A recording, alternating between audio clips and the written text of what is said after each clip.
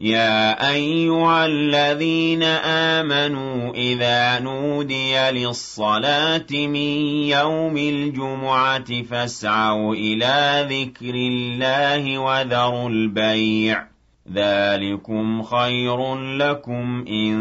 كنتم تعلمون. أعوذ بالله بسم الله والصلاة والسلام على رسول الله محمد بن عبد الله. عباد الله السلام عليكم ورحمة الله تعالى وبركاته. أم بعدين تبي شرف الله لجبا وامي أوفو كولي يمندون كدل الله سبحانه وتعالى فيه. على كهنا ناك كشنا كبركة على كوجدي كوشيا ننا وكلنا بلا جلنكا. أما الله الدنيا كفوانغ بيجما كتبا حكم كنا أمبي مالي بمكو كرنغرني على يريما جو بكرو بابوغو ye alislame o ala yo garsiga misiri kura belebele dola mikromo karli baraw bela jelen kera ka be san ba flani tan kononto mauludu kalo juma foloma min kene kan alislame o bora jen fantan nani ku ka wele jabi ka nisoja ni misiri kura indayeleni misiri kura mi na tokodara an karamogola alil makami faalul khairati mujaddidul azami sayyid sharif usman madani haidara ika don sigida ma baw amisiru dingew u bela jelen jara ka faranyon ka misirin tokoda ni chagoroba ina ala nyesranye join mi yake ala e ka fo ala e ka to ala e anga je ka misir wele la je nyon fe ninga soroka kutuba ni sheria. Allahu akbar Allahu akbar Allahu akbar Allahu akbar أشهد أن لا إله إلا الله أشهد أن لا إله إلا الله أشهد أن محمدا رسول الله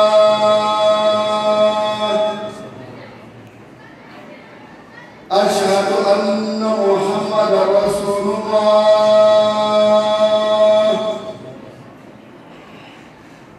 حي على الصلاة حي على الصلاة حي على الفلاح حي على الفلاح الله أكبر الله أكبر لا إله إلا الله. Badung Allah subhanahu wa ta'ala tanuka barkada masami dan fem bela jelentigi masami sako be dan fem bela jelena masami nayo kan naw ya kanda kana bidom bayma naka hine ni Allah subhanahu wa ta'ala ka hine kunte ni sigoro mi non flowlani on tute ni sigoro ni soro munde on sigini kenenka Allah subhanahu wa ta'ala ka hine on siglembiya kata soro madawla on nyugo kelun an munu mbe dugu kelena an munu e balma kelenye dawbe docteur Soula dawbe kasubuna dawbe barukono dawre be sikarala ma Allah subhanahu wa ta'ala alayhina auna kon kafu nin kene baynka ni yoro sanman bayna yoro mi alera Allah subhanahu wa ta'ala ka yoro swazile du kulo sanfe nanko ame alayn tanu ula ka alayn barkada ula antena sego tanu ka se adanna ay nga ala barkada kera umma jagwe amu masabain tanu aka neme bayna ama minke mawray oni onte ka klaga masenga barkada segi ama baw aleni barkada en kakan on shiraleni masenga masayay on shiraleni masenga kelebanchey on shiraleni ka fo masayne tay koy kunu wabbi koy masayne tay washini ko belaba masay bel ndede tala ya rabbi on be kanani ni masay fe ala kon bela jelen kanda kon blak na jasiraka ala kon kanda kon blak na jasiraka ni masanya faram mami mabe hinayla ala ka yafanen aw bela jilema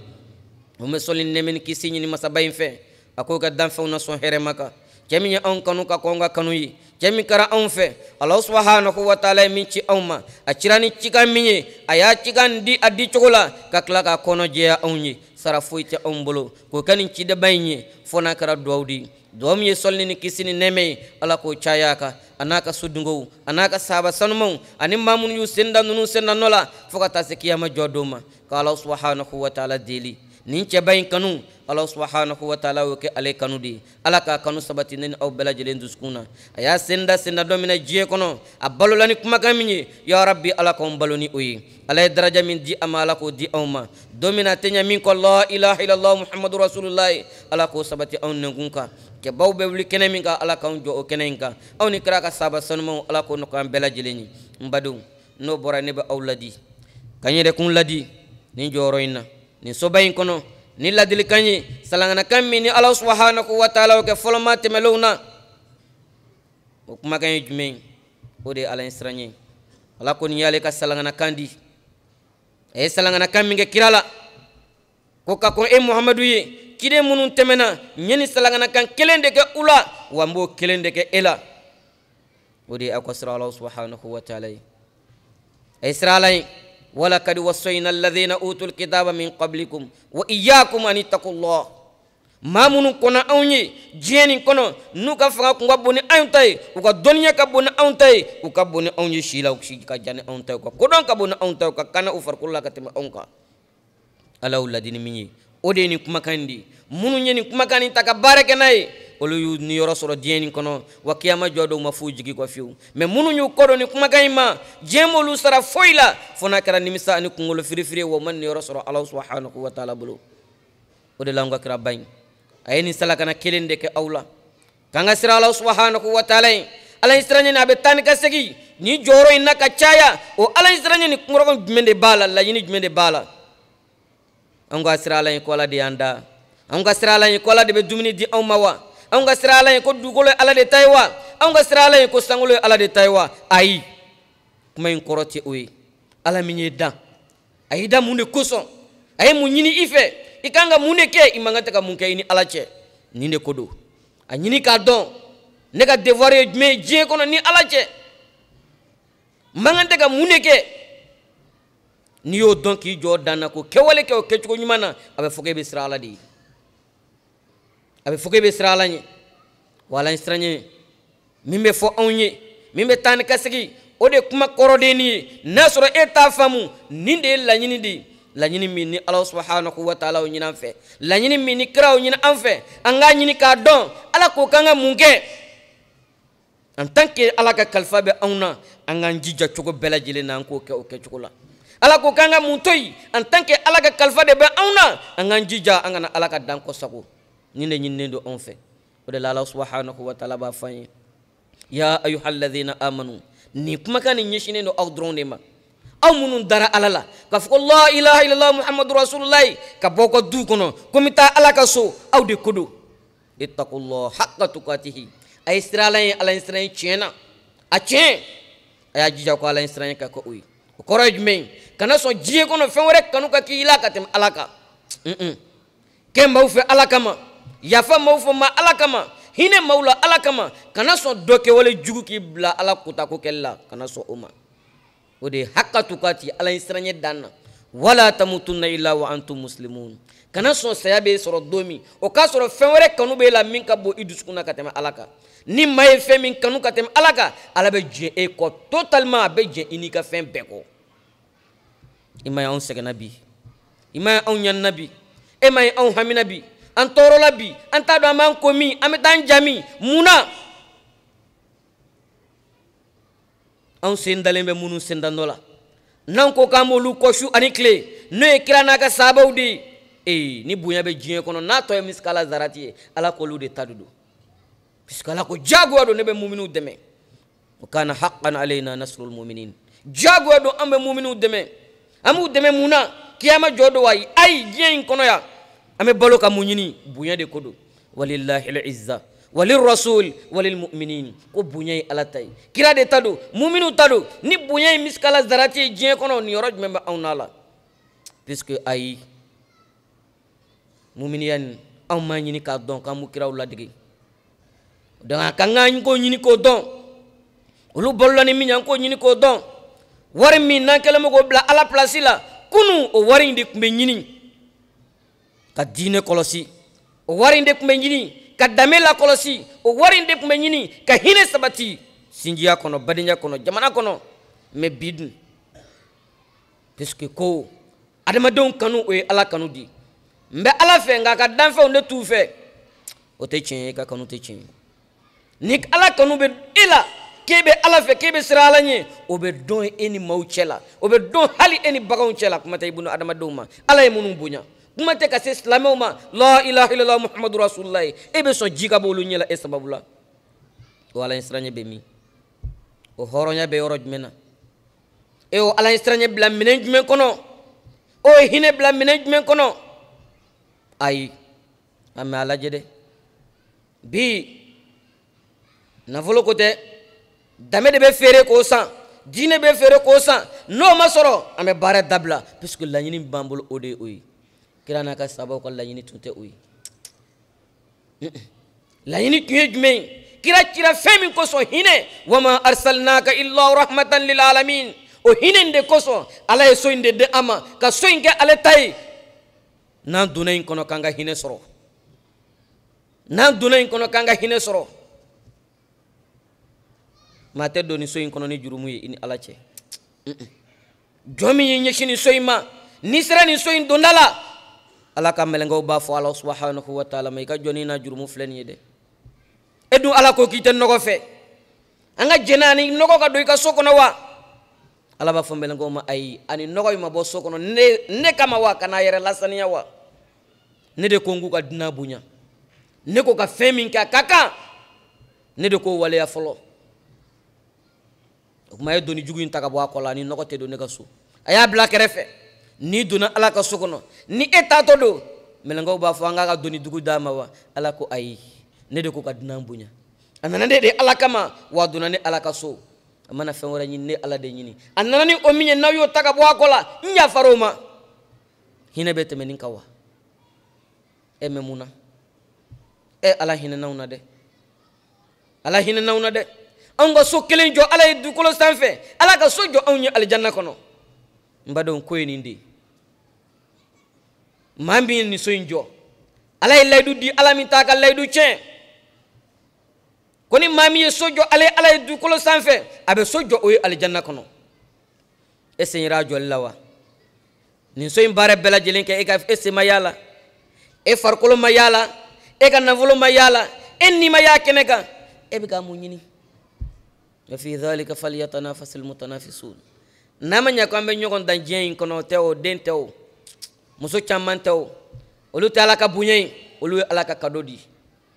awɔ n'olu tun ye bonya ye ala tun tɛ kira den daɲa a tun t'a nafolo daɲa wama tuqaddimu li anfusikum min khairin tajiduhu inda allahi n'an ye min bila an yɛrɛ ye o de ye hɛrɛ ye anw ma an tɛ to yan dɛ an nana dugukolo in sɔrɔ yan wa an m'an kɔ don a la ne badenw an ka siran ala subhanahu wa taala ye kuma in laɲini de ye o ye an ka siran ala subhanahu wa taala ye an k'an jɔyɔrɔ dɔn an bɛ cɛ minnu jɔyɔrɔ la olu de ye ko bɛɛ kɛ kunun wa olu de ye succès kɛ wa ala de ko k'a b'olu dɛmɛ wa ala m'olu bila fiyewu wa ala ye layidu di a t'anw tɛgɛ bila fɔ n'anw ye ale ala subhanahu wa taala bila o kuma an ye misiri jɔ k'an bɛ ala ɲini a filɛ nin ye dɛ misiri jɔli ye fila di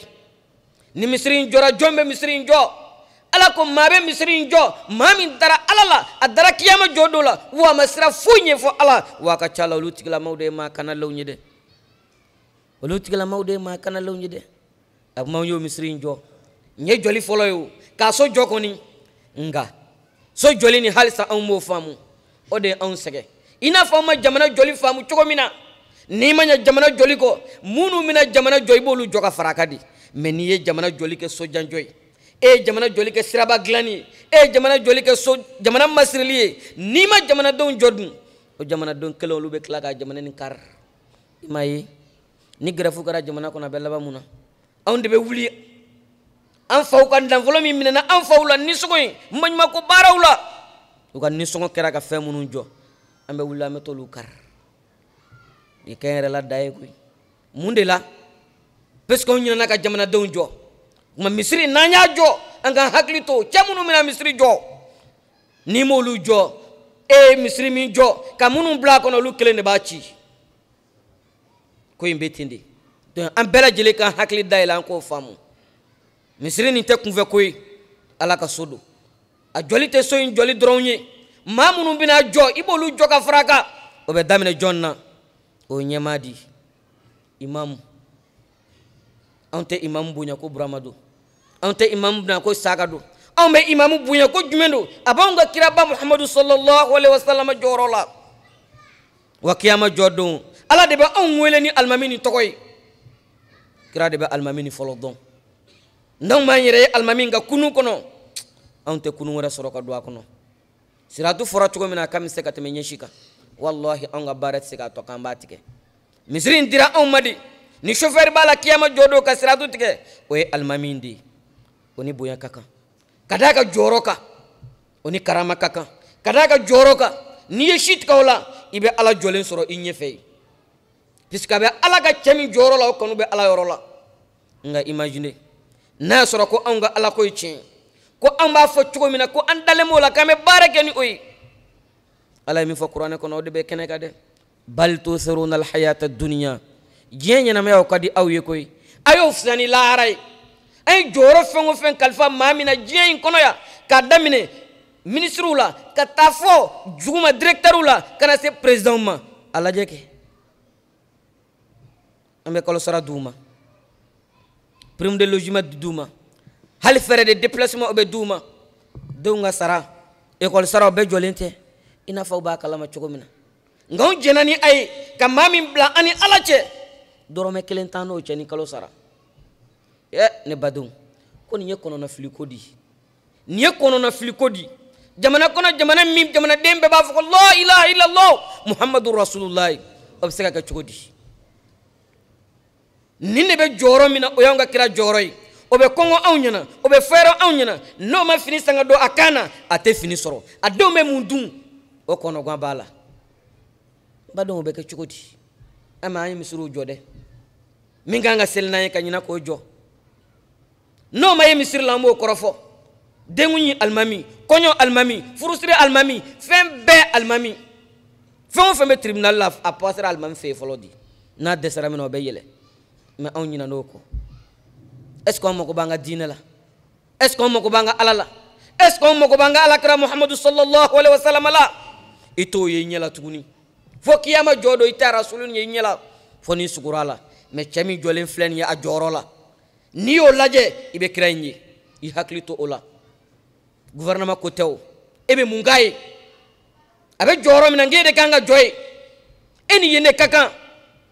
mais a jɔra e place la e taara i ka balo ɲini e y'i ka wari sɔrɔ k'o fisaya a ma ni kungo ma se e ma e t'a fɔ alimami ma ko hɔn ni kungo sera e ma don min na e t'a fɛ o ka fɔ alimami kɔ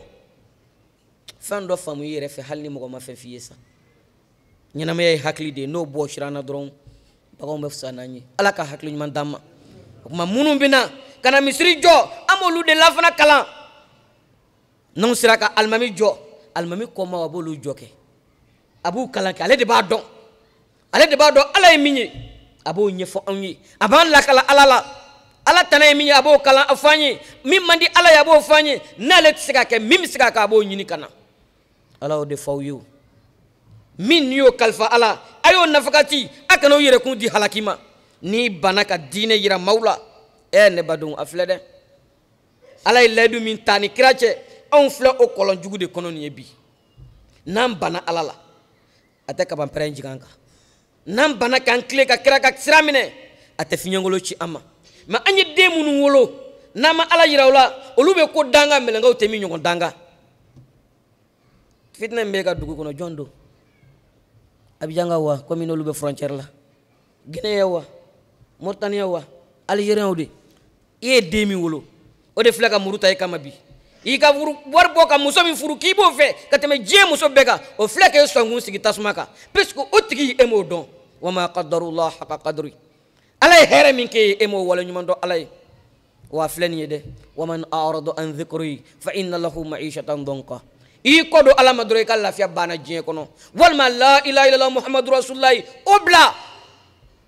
n'i y'o fɔ i nɛnkun na i tile i bɛ lafiya n'i siranna ala ye e tɛ siran fɛn wɛrɛ ye tuguni n'i kɛra ala fɛ fɛn bɛɛ bɛ k'i fɛ fɛn bɛɛ ala de ta ye wa a y'a bɛɛ bila e ka disposition na wa khalaqa lakum ma fil ardi jami'a fɛn o fɛn bɛ dugukolo sanfɛ ala y'a bɛɛ da aw de kama mun b'a to b'aw tɔɔrɔ puisque u tigi aw m'o de ka hakɛ de dafa kana adamadenw ka diɲɛ ɲini ala ka diɲɛ ɲini o tɛ sɔrɔ ni adamadenw ka hakɛ kɔlɔsili tɛ u ka hakɛ kɔlɔsi i miiri i ka fɔta la i miiri i ka kɛta la a dɔn kan ka mun de kɛ mais bɛɛ bɛ kule la ko n ka droit n ka devoir o tɛ lajɛ ya rabbi ala ka hakili ɲuman d'an ma ala ka yafa an jurumu ma ya rabbi ala ka yafa an ma ala k'an makoto ala k'an fara makoto jɔnw kan ala k'an mɛn ka duwawu kɛ banbatɔw ye ya rabbi ala k'an kanda ala ka labanko ɲuman d'an bɛɛ lajɛlen ma wa sallallahu ala sayyidina muhammadin wa alihi wa sahbihi wa sallim tasliman kasira Allahu akbar Allahu akbar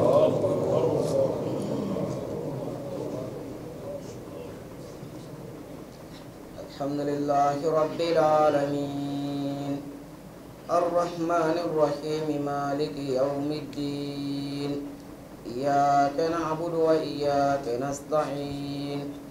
اهدنا الصراط المستقيم صراط الذين أنعمت عليهم غير المغضوب عليهم ولا الضالين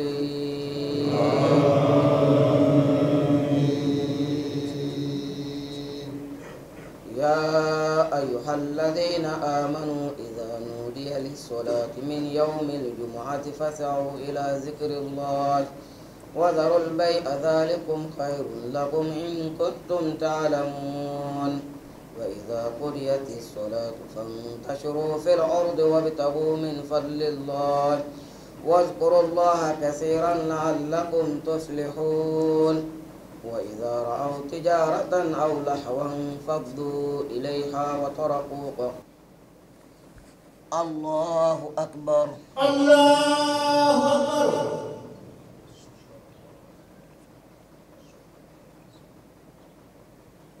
سمع الله لمن حمده ربنا ولك الحمد الله أكبر الله أكبر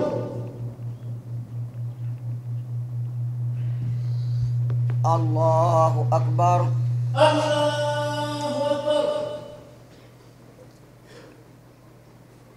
الله أكبر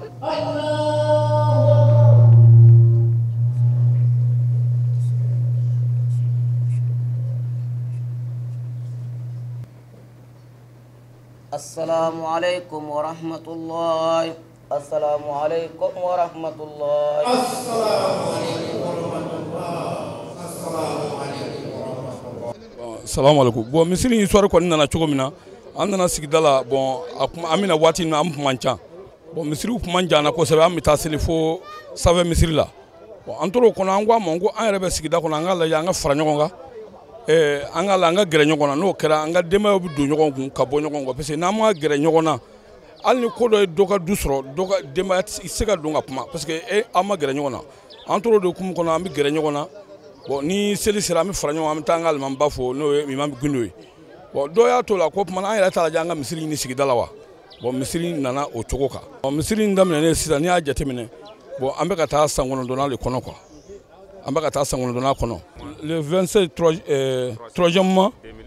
2011 misiri anya adamne ka be olemo jakwe bo misiri ngoni anya adamne anya ra fanga adamna misiri njoko folo andara mi rebe tay dugukolo andara anya nyina bolongo na soro sanna na jira jamana ala ke andara minge akwa na adogolu mi nyogon no be mamadu kolon o jera wi trengele ndawmo o trengele anana wasa dolola adu anana nyon fra nyonga doko anga ni kotelia anye telia kotelia kama anye nyon fara nyonga odo anye watani shekin soro bon maldemu ani nimanga olu ya ndemeni tolde bin muga muga o karatul ma na genge odo anga soro kata almamba no fe no am imam gundo ngwa ka mugo damo odo nana ni anga almami nane o nana kana anga almami damo no kulubali ola mugo ya ndeme be sego ke andro de sego kono ambalma do bora france kana ale ka soba ya nyinga kuma misiri ne be danga jumana ngwa mogo be deme de la o tale ala ka o deme yini franci mogo do soro la kwa moko misiri ne bi jojuli adu akun asoro do ngara la ngo misiri ngo million tan nan de kanga jo akwa ale mogo be misiri na ka jo bo chenro te misiri bay yelma 30 sura krefe wa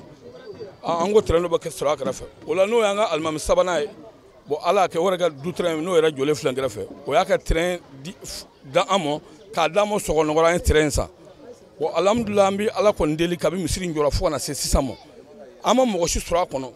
minnu nana ka na jɔ faransi ko an ka baara in su fɛ ne yɛrɛ ye baara in su fo ka taa ban mɔgɔ si tɛ yen mɔgɔ ma deli ka n kiritigɛ ma deli ka mɛn maa da mɔgɔ dɔ ko ɲini kɛ taa fosi fo ka n'a bila bi la an bɛ misiri kɔnɔ cogo la kana se fo alimami ma an ma gɛlɛya foyi sɔrɔ misiri in ko kɔnɔna na. alhamdulillahi allazi ja'ala al-masajida buyutan lil-ibada wa raghaba fi imaratiha wal inaya biha ibada wa ja'ala zalika sifatul mu'minin al-akizina bi aswabi sa'ada ibadallahi min imarati masajid اختيار الإمام اختارني الإمام والمدير عمر جنو رحمه الله أن أكون إماما لهذا المسجد عثمان بن عفان بتسمية السيد شريف عثمان مدن حيدر في بانغوني بطلب رؤساء المسجد منه اقتداء لسنة رسول الله صلى الله عليه وسلم وإحياء آية القرآن الكريم كما في المحكم التنزيل يا أيها الذين آمنوا أطيعوا الله وأطيعوا رسوله وأولي الأمر منكم سورة النساء آية 59 وفي الحديث ابن المساجد ما ألفك على وليمان دون ملمكي ينقل من كنا سيسا أمبي أنين أسمى تلافي على كسو على ديا أكي أني سوي كو أنغا على باتو أكونو وكاللابانا تغني كا أنيكي دو أنا أنغا جندو أيو على كسوينا وپمانا كاللابانا كا على كسو تباتولي كاكي موكا مانغوتي مامن مسير على nye ka aywa o ka kunaja sabuyi uye me alaga jon aywa me uya maruya ka don ka fo misiri aywa alanya na mali ala la joli ado femi e kishom gena sanui almamiyai almami sungani kabla misiri la o do misiri la nyina mali la joli o mana anfa anan kramoko umaru gindo ala ka hina ani salama subela jelena ale ne kerengere kange misiri imamiye misiri nyamoko oluka aywa lanyini yera konnana usira aywa munduruma ani imam maka aka maduma min wulaseli o mana ali sona kani sogandi ka di umma mi ala fola ka ala wali mandon wotemenengo misiri bamako malila tokobe abele jelena ansira matuguni aka aywa tokodi amma anga da misiri na aku amma tokofla ango sogandi ay kelin sogando flala noy Umar ibn Khattab an Usman ibn Affan opana bunya ko son uya semanere la nga jetimina ke ola toko mi ni nja nga udda tokofla ina nyera yele ka fo misiri anyembaw amma baw a chamay Sayyid Sharif Usman Madan Haidara kanubawni ajenyo wona baraka nyugonyi yenda shukono nyemiri ngoni yeminye misiri ama bunyani atokota kadi anfa ankaramogo anyema no Sayyid Sharif Usman Madan Haidara fo ya fo bangonna o dobi kama aso ni teleso ramadela folo nga ala ye Allah tiga bikake adele lini ay wajuma seliye kada ala ka kitu anaka layinuka ala ba femina o te fencheni o panambal make nisoja min ben nabi sewa min ben nabi wode aywa ala bilebelu adoy ka fo ala sona anga ni misiri atoko taraka da cebamina o ka teleso ka yebi nindalel akene kan ajeranye abenama ambe awfu ka walni mandon nawsara banguna kanga folisi chorabama aka sa akadema kilingile belejelema malikon ali maliko kan no Sayyid Sharif Usman Madan Haidara ama foko Haidara akanu be anyoro abunya be anyoro bunya min drama malikona jamana kono bin watina kayin ala fe alaka atafanga alaka di anama alaka ala tibaka sol ala Muhammadin bare be kira ka to alaka Quran ayala ala ba fo anye amunu gandalem ala langa ala bato anga to kira ko alayhi salam aywa mate kira la bato ka kira to nyuganya asodingo ana bonyo fika to goli ko no do Sayyid Sharif Usman Madan Haidara antu lema ko andalema la ama no fe wa annina farkulu dilema makafranga na fulo bela jelin insha Allah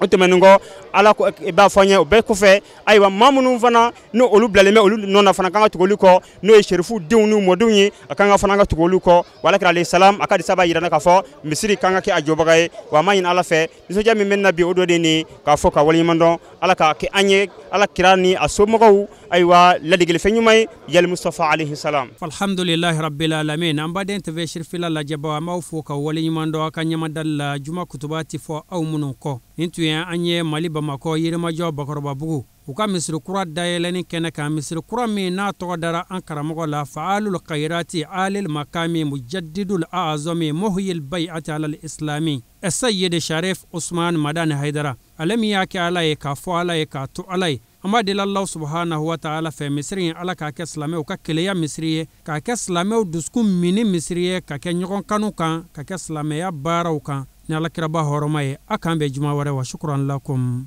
في أمان الله. يا أيها الذين آمنوا إذا نودي للصلاة من يوم الجمعة فاسعوا إلى ذكر الله وذروا البيع ذلكم خير لكم إن كنتم تعلمون.